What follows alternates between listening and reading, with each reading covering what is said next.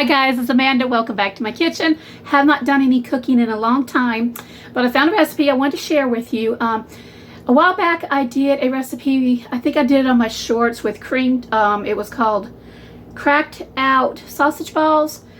But I found another version that is a lower carbohydrate, lower carbs, y'all. I'm trying to cut my carbs down. That's very hard, and yet still eat kind of the same way I've been eating, just kind of a little bit less as far as the carbs go. But anyway, this has a lot less carbs because it uses different ingredients than your regular Bisquick here that you normally use. So instead of using this Bisquick, what I will be using, basically hold it together, is almond flour. I've been making these little for the past 2 months or so. They're okay. They're not, I don't particularly like them the same day that I cook them, whereas if I make it with the old Reliable, I could eat the whole thing and no problem. But I found out if I freeze them and eat them a few days later, heat it up, they're really good and really can't taste much difference. But it is a better option if you're wanting to cut carbs, you know, in your diet, which I am definitely trying to do. So anyway, let's go ahead, get in here, get this started. You'll excuse my kitchen. It's a total disaster. We're working on it. So let's get this recipe started. First thing you're going to do is get yourself a pound of sausage and put it in your mixer, or do it by hand. I much prefer to do it with this mixer because it's a lot of stuff and it makes your hand hurt. Go ahead and put that in there. And then this is where the recipe calls for, instead of the Bisquick, I'm actually going to be using the almond flour. So I'm using 3/4 cup of almond flour. The original recipe called for a fourth or a half a cup. I put a little bit more with mine. With that, now that's what you're going to get to hold together, but to make them rise like you're supposed to, you use a half a teaspoon of baking powder. Put that in there. Then you're going to add 8 ounces of cream cheese, 2 cups of cheddar cheese, mozzarella cheese, whatever kind of cheese you want. And to give it just kind of a little kick, I guess you would call it a kick, go ahead and add about 2 teaspoons of the ranch. It just gives it a little different flavor. Okay, so we're going to take all this. I'm going to take all of this right here, and I'm going to go ahead and mix it up with the mixer and let it mix until it's completely formed. Woo! Turn that down, and here we go.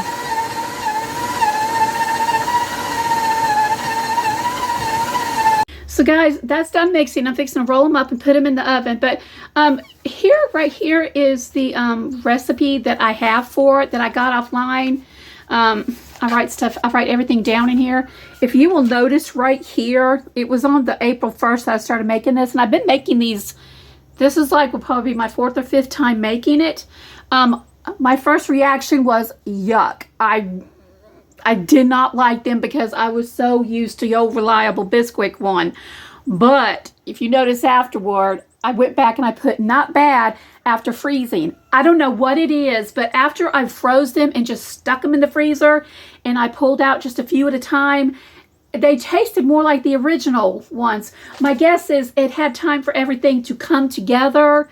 I'm not really sure, but it didn't taste 100% like the original, y'all. It's not going to be the original because we know Bisquick is the good stuff, y'all.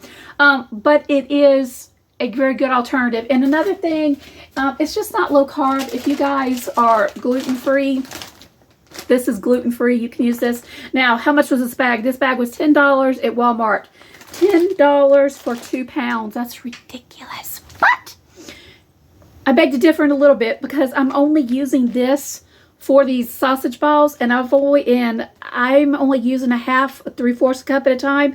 Like I said, I still have the same bag, and I've made quite a few batches out of it. So it's not all that bad. So guys, here's what it looks like. Here's what it looks like before I start forming it. It looks like regular sausage balls. I'm going to do the same thing that you do with normal sausage balls, except, you know, just roll them, put them on a parchment lined paper, and cook. So guys, I ended up getting about 48 of these sausage balls. I'm going to put them in the oven for roughly 25 to 30 minutes at 375, and I'll bring you back when they're done. All right, guys, here they are. It took about 30 minutes to cook them. I want to give you a really good look at them.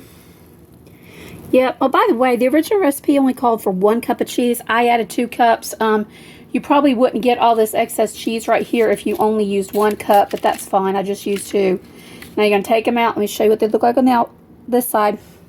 And then I'm just going to put them over here and let them cool probably for the next 30 minutes or so. And once they cool, I'll come back and I'll show you what they look like on the inside. All right, guys, they are done. Let me go ahead and flip this around and show you what they look like again. So here's what they look like. They cooked, like I said, probably about 35 minutes at 375. The only thing that I can really tell from looking at them, they look like regular sausage balls. They really do. They are more greasy. That's because of all the extra cheese I put in it. And this recipe doesn't call for the Bisquick, the flour, which usually absorbs all that sausage grease that's in it. You just don't realize it's there, but it is.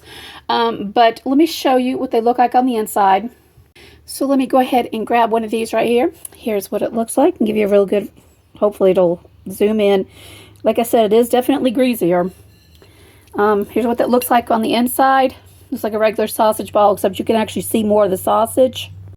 And I'm going to eat it.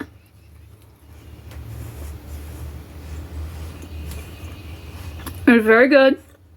But like I said before, I prefer these after they've been put in the freezer for a few days and pull them out, because to me, I think the flavor actually comes through a whole lot better. That's just me. But anyway, this is definitely a lower carb alternative. Now, I know I told you it's called keto. Don't ask me the servings. Don't ask me anything. All I know is it has all keto approved ingredients, which basically means no carbs or anything like that, as low as possible. So they are good. I've been enjoying them. They're really good for breakfast, quick snack, whatever you want. So anyway, I hope you guys are having an amazing day. Thank you so much for taking the time to stop by. And I just hope you have an amazing weekend. Not bad for not using Bisquick, guys. Not bad at all. God bless.